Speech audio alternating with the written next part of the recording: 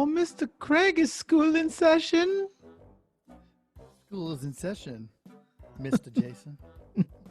Well, Mr. Craig, we meet again here on stage. Oh, and we're still in the bunkers because Truth. the virus abounds. Truth. Can you say virus on the air? You did. Oh, well then let's get going. Who do we have? We have Ryan Shaffer with Lender Secret Systems. Fire yourself so success seems simple, sir. Buckle up. It's the Insurance Dudes Podcast. Boom! We got Ryan Shaffer. How you doing, man? Hey, man, I'm doing well, Jason. I appreciate having me on here today. Love it. You're live, so that's good. We're all alive. We are. Alive. Yeah. That's a good. We are live. It's a good start to today. It is. With everything going on, it's the little wins that you got to take hold of. Yeah. It is. It is. So, well, Ryan, welcome to the Insurance Dudes. Thanks for hopping on with us. I know you're actually from outside this industry, outside the insurance industry. So before we get into that, I almost forgot, and I know Jason was ready to pound me for it. What was the first concert you went to? And we're talking way back. That's a good question. Let me see here. First concert. Gosh. I would have to say when I was younger, my parents took me to a Beach Boys concert. Oh, that's awesome. Way back, they were out here in my neck of the woods, out here in Westlake Village, Thousand Oaks area, California. Yeah, obviously my dad was a big Beach Boys fan, and they were doing a little concert and took the whole family. It was a fun time. That's awesome. Yeah, I think you're number 3. There's the third person. Oh, really? For that one? Okay. Yep. Do you remember if Brian Wilson had his feet in the sand? I also ask that every time. I don't. Apparently there was a sand handler, and they would bring like a sandbox so he would have his feet in the sand while performing. I think I was probably, gosh, I don't know, 7 or 8 when we had this, or maybe 9 or 10 actually. So yeah, I mean, I know it was so long ago. I remember the music because, I was a fan, a young fan at that point, but it was all such a big experience for me. I don't remember much else than that. Awesome. That's awesome. So take us from that point on, and what got you into the industry? What industry are you in, first off? So I'm in mortgage, real estate finance. We do, single family homes, 1-4 units primarily. All those people that we're obviously in a big refi kind of market right now. So those are kind of our clientele at the moment. Mortgage and real estate. And what got you there? Take us through your journey.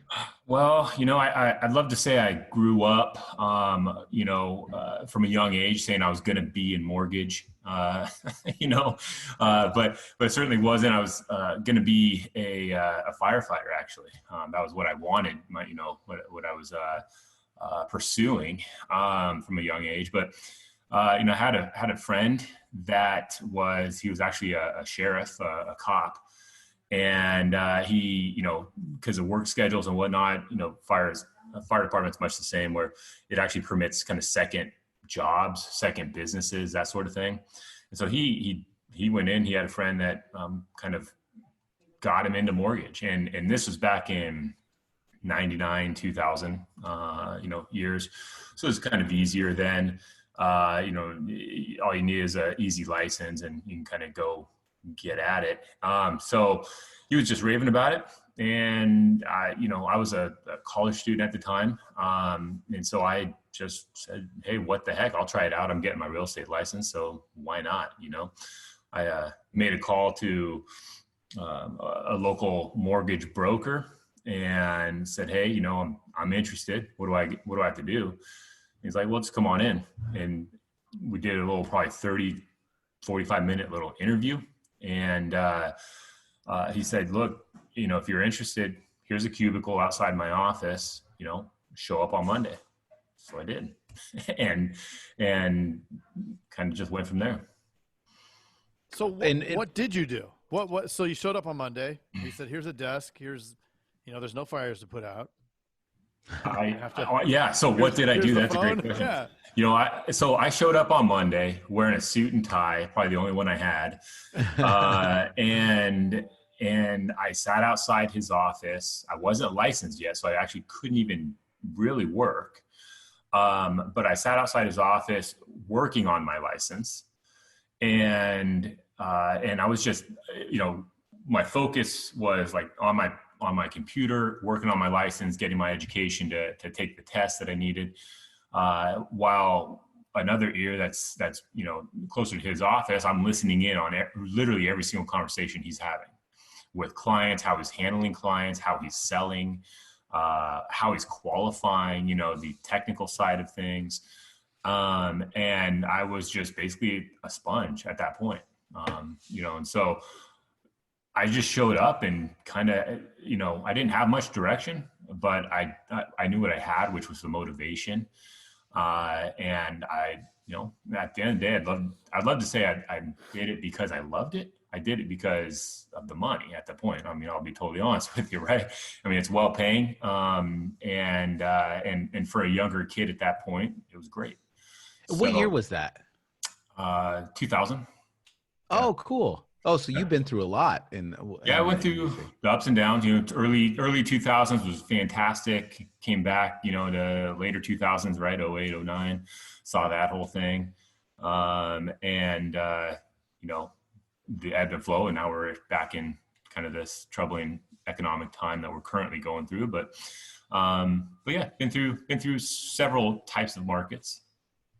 And that's a tough industry when you first start off, because I mean, there's a steep, I did it for like a month and a half, and the company that I worked for was very shady. Like they were literally ripping off old people. Yeah. And I didn't like it. So I got out of that company. It was just some young bucks that were just raking it in, early 2000s. But regardless, I remember getting into it thinking like, this is a lot, and there wasn't much guidance, and that's a hard conversation. When you're young, that's a hard conversation to talk about. More money than you can even fathom at that time, especially being young. How did you, how did you get over that hurdle? Yeah, no, that was such a struggle for me. I'll be honest. One of the biggest hurdles for me was that, actually, because at the time, I, number one, knew really nothing about the industry. Right. I mean, I was completely green. I had no training, because I started for a small mortgage brokerage firm here in Ventura County, California. There was no structured training program. Right. So that's why my first days were what they were. Come sit here in the office, and literally I was probably one of the first ones in the office between all the seasoned folks. I was one of the first, and I was one of the last to leave, because I wanted to make sure I could soak in everything I could, because that was my training.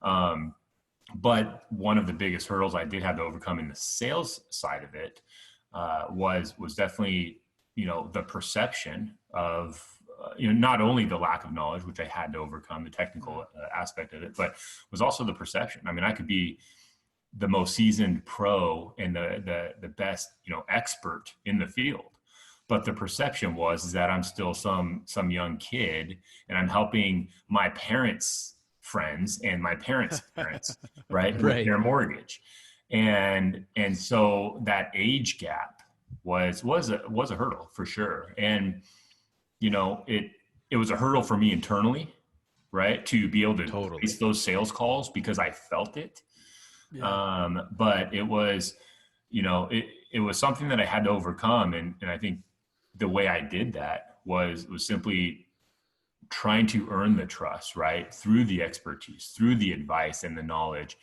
And once I could at least get a few minutes with someone, and I could kind of give them an idea of what I could offer in advice and knowledge, that's where that trust slowly shifted over to me. It's amazing how this thing dome of ours on our shoulders will just get in the way. And, you know, you overcame that. You acknowledged, hey, look, I may be younger, I may not have as much knowledge, but I'm gonna push, and that's gonna be what people will see. And when they see that you maybe aren't the expert, but you're at least going for it, right? You don't give up. You've been sticking to it. That's what will move people, because at the end of the day, it's relationships, right? It's building relationships, making them like you. And, you know, some of the insurance dudes and dudettes listening to this may have wondered, why in the heck would they bring a loan officer on this thing? And it's because, you know, not only is it so important for us to have relationships, right? For insurance. Absolutely. And loan officers have those cross-pollinating relationships, but our industries are so similar, right? Very reactive, little to no training, and complete chaos when you start, right? Like there is this, it's just like, get them in. I don't have time. Just figure it out, right? Shadow somebody. And without that training, like, I mean, you have this experience where a lot of people will wash out because they're just not, there's nothing there, right? And you have been successful in doing it because you stuck with it. But a lot of people, if there isn't structure, they bounce. That's very true. I mean, it's, you know, one thing that I look for now when we make hiring decisions, when I have to make a hiring decision, is looking back on my experience there. And I do, and I have self-evaluated what got me through that, you know, and a lot of companies are very similar to your point, you know, across industries, not necessarily just our industry specific or yours, but, you know, it happens. In most sales jobs for that matter, right? I mean, sales is typically significantly low on the training aspect, right? Yeah. So, you know, one of the things that I do consistently evaluate in hiring decisions is that stick-to-itiveness, I guess you could call it, you know, the motivation to stick. Because I know, because I went through it, you talk to anyone in sales that have made it through it, you know, they'll tell you that the first early years are incredibly difficult. And if there's to your comment there's a massive washout rate, right? Until you get business going, you know, in our industry, you know, we don't necessarily have residuals, right? Like I know, you know, on your in insurance industry, you guys typically have, but our kind of comparison to that are our book of business, our clients that continue to refi, they come back to you. So if you keep good care of them, then in a way that's a residual down the road, right? Totally. But you know, you got to get there first, right? And so those first few years you don't have it. So it's always a motivation factor, honestly, that I try to evaluate. You know, how bad do you want it? Then are you in a position to succeed? I mean, if you have a massive overhead from a personal level, that tends to be the higher washout rate, because you can't stick through that period of time. So you got to have a lot of pieces of the puzzle kind of put together to make it and weather that period. Other high barriers to entry too, licensing. You know, this happens here. You people will push bringing somebody on because, oh man, then they have to get licensed, and you know, you come up with all these reasons not to be recruiting, right? And when at the end of the day, that's what chokes the whole thing. If you don't recruit and have a system in place, because if you have the system in place, it becomes second nature, right? It's like an assembly line. But without that system, it is a mess, and you don't want to do it. And then you bring on, then you only find licensed people, right? And then that's a terrible mistake, because why are they looking, right? If they're licensed and they're looking, there's already something wrong. You know. Yeah, sorry. Go ahead. Oh no, sorry. Go ahead. Well, I was just gonna say, one of Jason's best producers right now, I think he came from he was the butcher at Vaughn's or something? He worked in the meat department at Albertsons, and within 3 weeks, I mean, he's been top sales ever since. 3 weeks in. Nice. With no experience. I mean, that's what's critical. And he never had a desk job, and he never worked in that environment. And now he loves sitting at a desk. Like, this is great. I don't have to be on my feet, and I don't have to do all that stuff. And I used to bartend, and I used to same thing. And so it's like, you appreciate these little things that maybe you wouldn't have appreciated if you were sitting at a desk for 10 years and then you got into it. Yeah. Oh, man. And right now, like, okay, this is freaky. There's a lot of crazy stuff going on. We don't know how it's going to end, but I'll tell you right now, the amount of servers and bartenders that are out there looking for work who historically can talk to anybody, right? If they're willing to hop on the phone, I mean, what an opportunity. You know, I'm on Indeed, and they are just, I am getting so many resumes right now, and it's phenomenal. I had to get a VA just to run that because I have too many. And so that's always been one thing too for me is, you know, I'll look for those character traits, you know, those things that I can't really teach. You know, I can't teach someone their personality, right? Right. I can't teach whether someone's an extrovert or an introvert. Those are things that they either are or they're not, in my opinion. But I can teach someone, you know, how to do loans, right? I can teach someone the technical side of our industry, just like you could teach someone the technical side of you know, insurance, right? But you can't teach someone how to go be personable. You just, right. You know, so those traits are ultra critical, and you can hit. You know, I mean, like you guys are talking about there. I mean, you can find that out there, especially today. But I think in any market, in any type of economic environment that exists out there, you just got to be able to. I think you have to be conscientious enough to look for it so you can identify it when it is in front of your face. You know, because we all, maybe this exact time aside, we all typically interact with people, right? Yeah. And so you just got to kind of have your eyes and ears open to it, is what I think. Yep. And so what have you learned over the years with bringing somebody on? What are the things that you are really looking for, and how do you get them up and running with that first win so that they continue that? You know, it really depends. I've noticed several things. I think the most glaring kind of general thing here would be, you know, it's super important to give them direction. Right.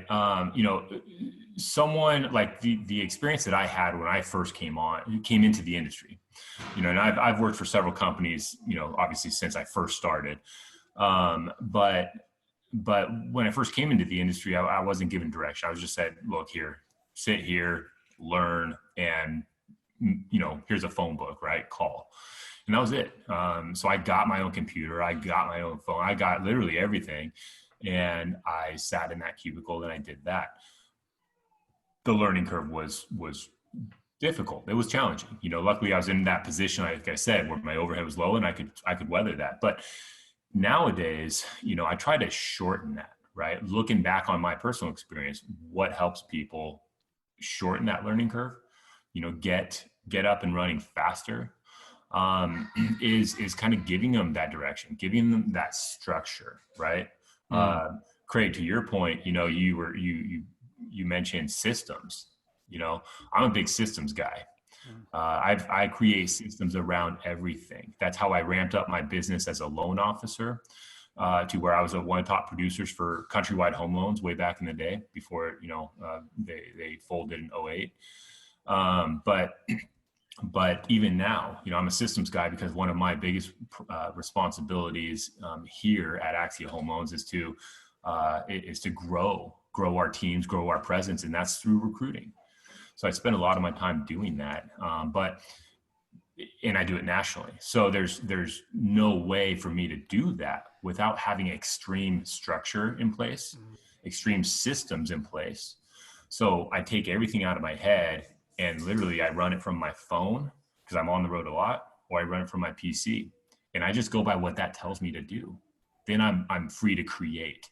And that's kind of where I think I shortened the learning curve. I did it on the loan side of it. You can do it in insurance. You just got to have the systems in place, right? To make the sales calls, know how many you need to make, know who they are.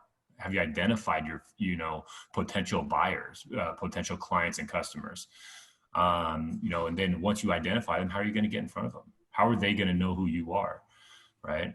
So, and then having this follow-up, I think the critical piece that everyone falls on in our industry, I'm sure in yours too, because in sales in general, is the follow-up piece. Got to have a system there. Because if you don't, then then your sales are going to probably be a small fraction of what they should be. Right. Yep. And it's so funny. When I got into insurance too, we didn't have any systems, and it's incredibly frustrating. And you're kind of like living on this like day-to-day basis where you're just running around trying to do everything, and you're so busy, and you think, oh, I should just, at some point you realize you need a system, and then you think, oh, I'll do it. And you keep putting it off because you're in that mode of being busy. But if you just step back and just take time to create those systems, how relieving is that? For sure. Because not only that, I mean, the day to day is so, I mean, we get inundated, I mean, I now am in a habit. I've been in a habit for probably the better part of a few years now, where I shut down my email, and I do not have it in front of me except for certain blocks of time throughout my day.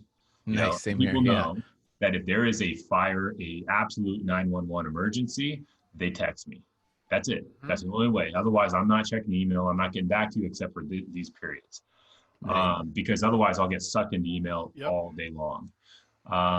So that's a structure, right? A structure piece there. But the systems, I mean, there's such a freedom, I think, to it. Once you have these systems down and the structure in place to do everything, follow up is one piece of it, but just a system in place to create social media content even. I mean, there's that system. I've personally been working on that for the last few months, right? Craig, you mentioned a VA. I've got 2 VAs that work for me full time for social media. That game changing. Totally. Right, you unlock so much time because if you're creating content, like that's the highest level of what you can offer, the value you can give to people, and creating those structures. Not like sitting here typing something out that the VA can do. Right? Because you don't get that time back. If you spend 2 hours working on some Word thing and yeah, I was busy, that's great, but you didn't get what you're worth in time from those 2 hours, and you never get it back. Right. Yeah. And it's actually, it's funny. It's that's all you have. It's part of this exercise that I did. I have a coach. I've been coached for several years now, from a leadership coach. And one of the things, the exercises that we've done over the last, we actually started it spring of last year in 19, was a fire yourself exercise. So basically, Nice. it had me make out a list of everything I do ever, right? Wow. Everything. And I listed it all out. I mean, it was like a 2-page list. And it was just from the little mundane details of something to a big vision thing. But I listed it out. And then what I did was the entire goal of this, and then on the right side, so I made 2 columns, that's one. Then on the right side column, I listed out every resource I have available to me. So this would be an assistant, this would be human resources, this would be a virtual, this would be anything, right? Anyone that's not you. And what I did was basically I drew a line from everything I do to who might be able to do it. Mm-hmm. My goal here was to identify every way possible that I can fire myself in those activities, right? And I mean, it sounds funny. I've talked to many people about this before, since then. And, but it's so true, because once you can fire yourself from those small activities, you can engage in the higher dollar activities, right? Like building, right. Once you do that, it's like this exponential scaling growth that you can do, I know in your industry as in ours. So it's a critical exercise. I mean, if you haven't tried it, I definitely think to try it. It's really an eye opener, honestly, the first time you do it. I love that. And that is an eye opener. I actually did do something like that. I didn't look at it from that angle of fire yourself, but I did. I wrote down all the stuff. What do I do? And what can I not do, within that list? But it is incredibly eye opening. You start thinking like, wow, I spend so much time doing this, and this. And it's just like, does that actually move the needle on, the whole vision of everything? Tremendous exercise. I mean, that is amazing. And it's so simple, right? Most of everything we do is that we should do is common sense. And then we gravitate towards making everything so much more difficult. Yeah. Just, oh, I should do that myself. I can't afford somebody. No, you can. They're $5 an hour, and they'll do a better job than anybody you have in your office or yourself. And it's there are a lot of resources out there for that. It's just, it takes the time to be creative and look for it and train it up to get a system in place. Again, a system in place to delegate it off of you, right? That's the entire process. But once you do, this system is running over here, totally separate from you. Leverage.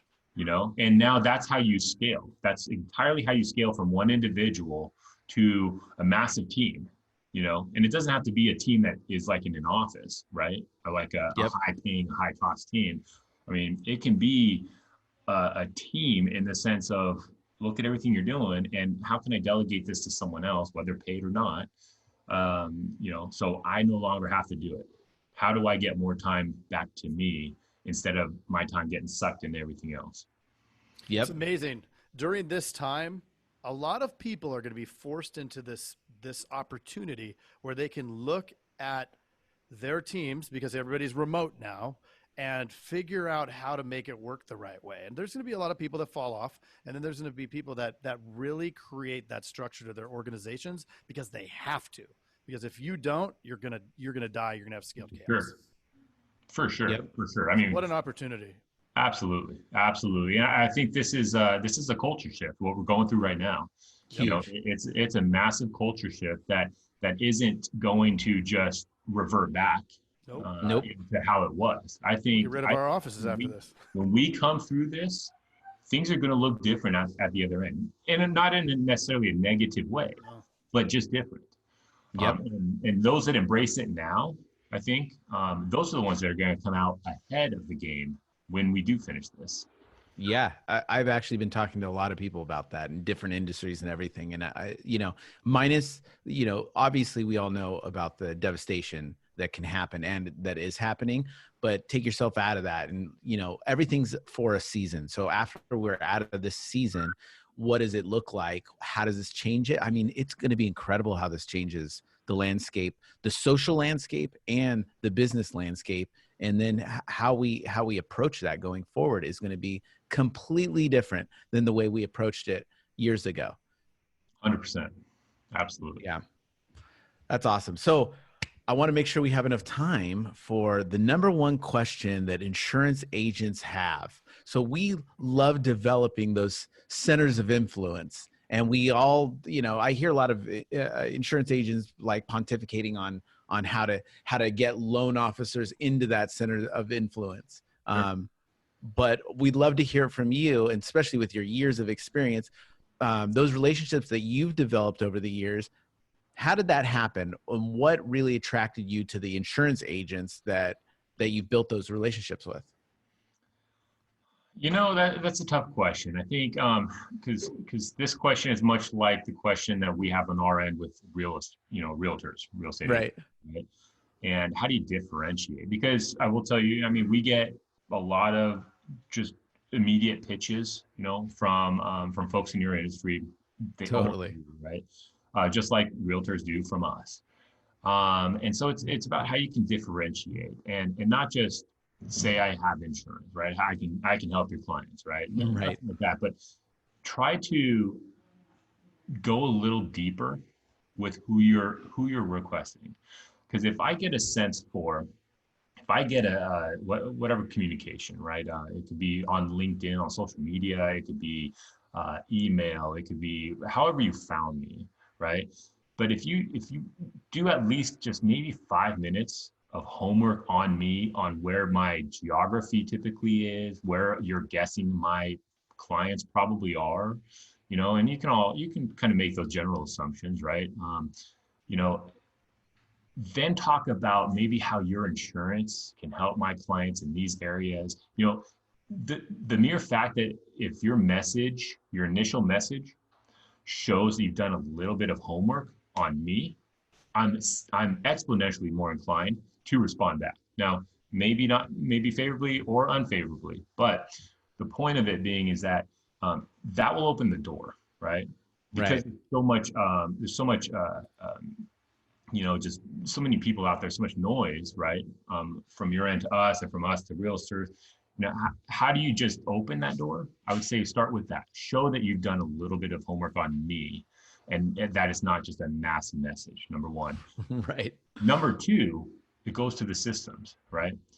You may not sell me on the very first time, right? Because I may have a relationship, or I may simply be too busy, whatever it is, right? You may not just, I'm not going to flip and throw a ton of business your way based off of one communication. So then it goes to the follow-up, right? Stay in front and approach it from let's build a relationship. What business do you have for me, right? What's in it for me? But how can I help you? How can we both help each other? And really have an answer for that. Don't just, just superficially, say that, right? But have an answer for it. And then again, it's like anything, it's when I go out and I try to grow our teams and recruit people. It's like our loan officers, when they go out and try to generate business with real estate agents, you guys trying to generate business from mortgage folks. It's about building a relationship at the end of the day, in my opinion, because if you don't, then I'm not going to do business with you. I'm just going to do business with the lowest price person, right? Right. Guy that has the best product, right?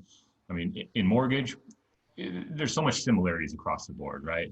Myself, from the other 100 or 1,000 companies out there and mortgage people out there that have the same product, 30-year fixed mortgage at this rate or whatever.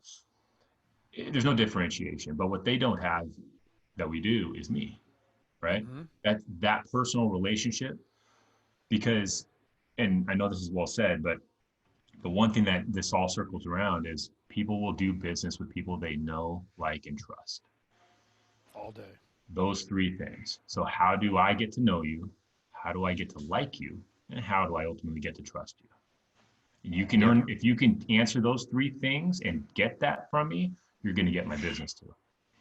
And those things will those things are all demolished if you send out a massive text on LinkedIn. Yeah. Well, you just won't get a response. Let me put it that way. I don't, put that down in any way, right? I'm not going to cross it off a list or anything. There's nothing like that. But you probably won't get a response. Right. So I would suggest to be more personal, so this is all time consuming. Yes, it's hard to mass scale this, but the conversion will be significantly better. Be more personal, talk to me, not that I feel like you're talking to 1,000 other folks, right? And approach it from I want to get to know you, right? Know, like, and that's where then my business may shift over to you, That's great. Great advice. And it's so fun. I mean, these are the same principles in sales and the same principles across industries. Universal. It's like, absolutely. Totally.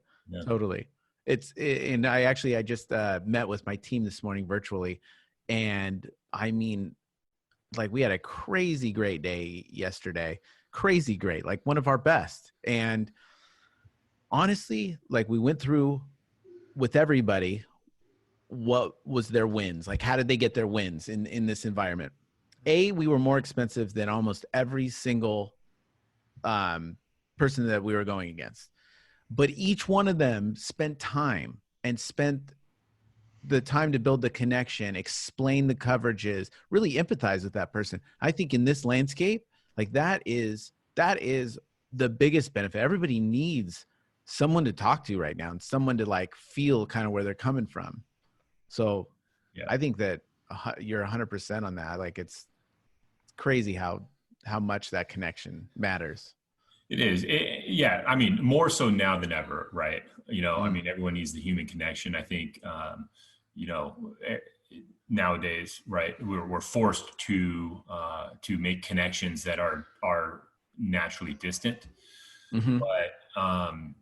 But now more than ever. But I think in any season, in any market, it's that human connection that differentiates, right? Yep. I mean, you can, and there's many companies out there, right, that build a big, huge, massively successful business based off of rate and costs and, you know, everything else. Right.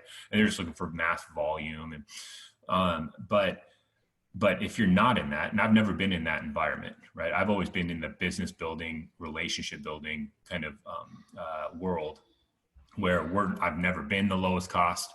I've never been the you know, I can do this significantly better than that person. I mean, we can, and of course you got to have competitive advantages. You got to do your business well, you know, you got to, and you got to know it. You got to be that perceived expert there. But at the end of the day, that's just a relationship. And if you can build that, right, which most of the time will take time, right? It's not a one call sale, but if you can build it, that will also last, right? Because think about this, most people will not follow up. They will not spend the time to do that. So if you can do that with a referral partner, that referral partner, unless you screw it up, is gonna stick, right? Because no one else is going to do that with that referral partner. Right. And do it properly and continue to do it. You know, you've got a lifetime of referrals there. So I'd love to get granular on that. How many the insurance agents or producers for insurance agents hit you on a, you know, daily or weekly basis to try to connect? Sure. You know, daily, probably at least 2. You know, that will ebb and flow, you know, obviously, you always know it. And I know it's in our industries, this very same way, right? When we're in a refi market, the solicitations and messages out to real estate agents dramatically decrease because everyone's so swamped elsewhere. So I know you guys are the same, right? It ebbs and flows with business, I think, in a way, but I would say at least 2 a day. And for the most part, they're all very similar in the sense that they are just one very first connection. And usually it's on like social media, right? It's because it's so just easy to mass blast. But it'll be on social media and it will just be a message about, you know, I can help clients. I can do this. You got any clients for me? Right. I mean, at the end of the day, right. Ask it. And the very first thing I do is delete. Really, because I mean, I you know, my time, like we were talking about scaling time, right, is my number one thing. And so I'm not even going to take the 5 minutes or 1 minute even to respond to it because you didn't take enough time, at least from my perception, to even make it personal to me, right? So if you can't do that, I'm not going to do it, certainly. But at least 2, so it is inundated. That's why it's important to stand out. The thing that will catch my attention is making comments that you've done your homework about me. That will slow me down. That will solicit a response. And again, it may not be, I'm going to send you all my business tomorrow, but you'll certainly begin a conversation. And that conversation is what slowly builds to a relationship. So I can't emphasize that enough. That's what will be the key to getting a response that's higher than, you know, taking a message and blasting it out to 5,000 people. Yep. Then like, let's break down some more numbers. So the 2 hit you or whatever, right? You know, on a daily basis, a few or a handful a week. Then how many times do they follow up? Is it usually 2? Yeah. That I can't even measure because it's, I would say almost none. One time you hit delete, they're gone. That's it. Yeah. There will probably be maybe 5% that would follow up, right? Wow. With just a second. No one will follow up with a third. I can't even recall a number on a third. That's incredible. And we all know the sales stats, right? That the conversions are 5 to 7, you know, conversations down the road. So no one's getting there with me, number one. And even then, you're starting off on such a bad route, right? And you're not fixing. I'd like to emphasize that too. The second communication and the small chance you do a third, it's basically the same. Well, there's a reason I didn't communicate the first time, right? So that's really where, you know, again, it's that upfront message that's going to catch me enough to at least respond. Then it's the follow-up. no matter what my response is, and I can guarantee more, I can almost all but guarantee you it's not going to be, yeah, let's set up a coffee off of one message. It won't be. Right? But it will at least open me up to your follow-up responses, right? That's all you want to shoot for in that first one is just, hey, raise my hand. I'm so-and-so from so-and-so insurance, right? I'm here. I'd love to get to know you. Here's how, I see you're over here. Your clients look like you're in the hills, maybe in some trouble, difficult spots to insure. I don't know, whatever might help me, right? Throw that in there because I see that as you did your homework on me, right? And all that will do is now you got to put your follow-up in place. And when you can do that, now you hit the 5, 6, 7 numbers, right? Now I feel like I'm getting to know you a little bit. Now we're building this relationship, and that's really where you're going to take it. Consistency and perseverance. Yep, absolutely.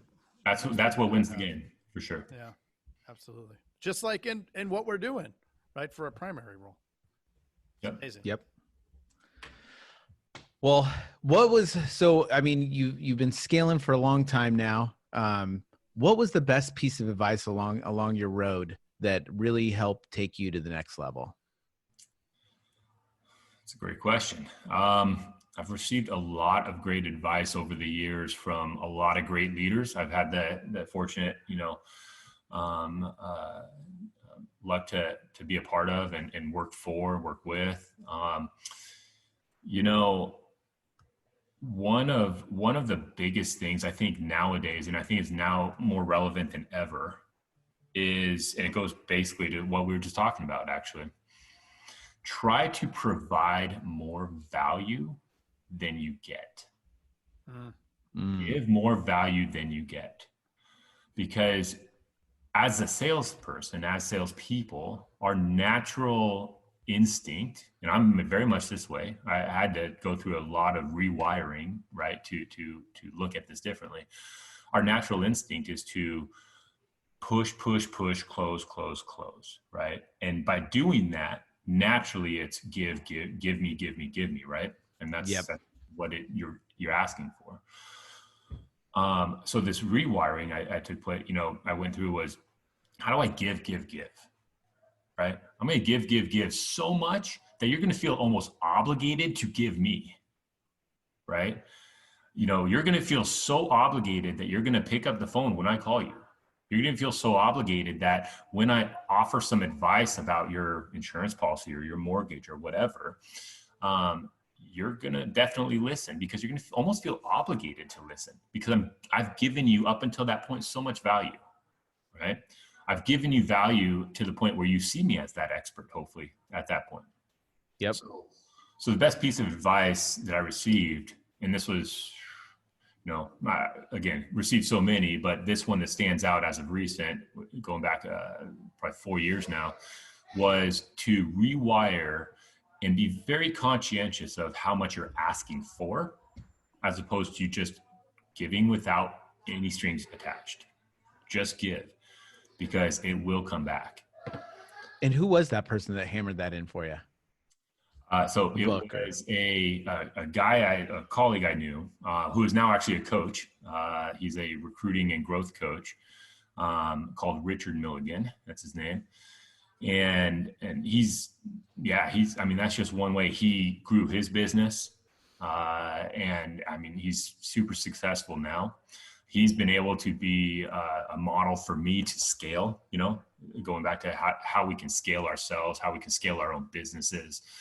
But that was one thing that he started on, that kind of changed his trajectory, was shifting the focus to asking for things, to how do I just give so much value with no strings attached that you're almost going to start to feel obligated because you're getting so much from me.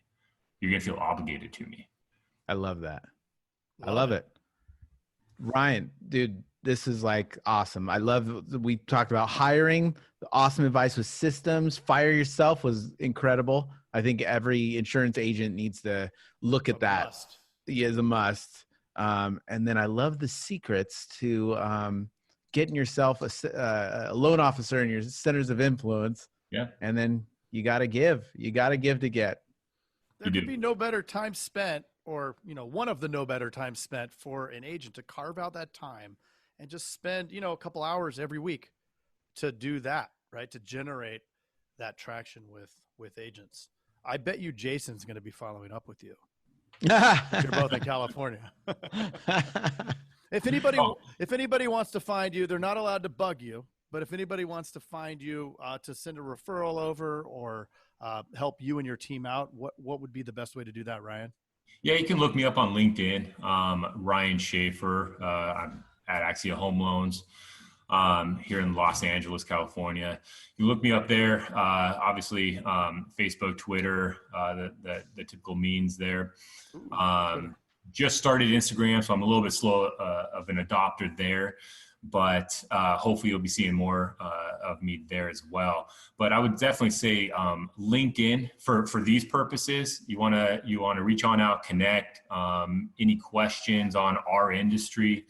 Any just like I said, in general, I'm a systems guy. I'm a scaling guy. So that's always been an interest. So just in general terms, got anything there? Feel free to hit me up on LinkedIn. Those are some of the most important things that people have trouble with. So that's awesome, man. Thank you so much. Yeah. Thank you for coming on. We'll put a link in the show notes to the LinkedIn. So for those poor searchers out there, and man, it's been awesome having you on. Maybe we'll chat again down the road. But sure. Really appreciate your time. Likewise, guys. It's been awesome. Fun. I appreciate it. And appreciate having me on. Thanks. Yeah. Ryan. Thank you so much, Ryan. All right, guys. Take care, man. Have a good one. Bye. Hey, you've got to check out the Insurance Dudes Inner Circle coming soon, where you get extended interviews as well as live coffee talks in our private Facebook group. Join the mailing list today at theinsurancedudespodcast.com. Hey, thanks for checking out The Insurance Dudes. Hey, please subscribe. We got some really great stuff coming out.